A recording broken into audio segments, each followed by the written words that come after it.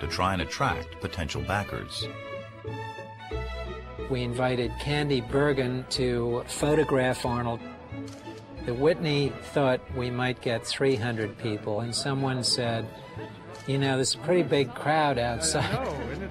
You seen this crowd out there? No, I haven't looked out there. It's big. And I went down and looked, and there were 5,000 people outside trying to get in. Nobody's going to go in until we get a line here. Inside the museum, Arnold, Frank Zane, and Ed Corney were rotated on a turntable in front of the New York City art crowd. It was very sort of a high-concept idea. It was a risky scheme, and it was a long, long way from Venice Beach. Moderated by New York Times critic Vicki Goldberg, the event brought together some of the most prominent art historians in the world to watch bodybuilding. We're talking about a subject which is fascinating and quite present before our eyes a lot of the time. That is to say, the representation of the muscular body in art. The next bodybuilder who's coming out doesn't need an introduction to a lot of you, but he does to a lot more of you. As I said before, he's the greatest bodybuilder in the history of the sport, Arnold Schwarzenegger.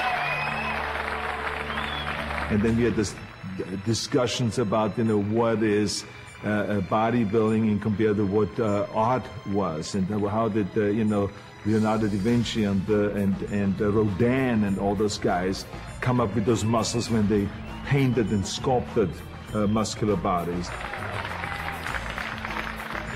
The Whitney couldn't control the event because there were too many people there, so that instead of taking the money and putting it in a cash register, they had to throw the money into a pile on the floor. Hey, move down, 2 lines, okay? There was a 6-foot-high pile of $5 bills, and at the end of the day, the movie was financed, and the rest is history. The Whitney Museum event proved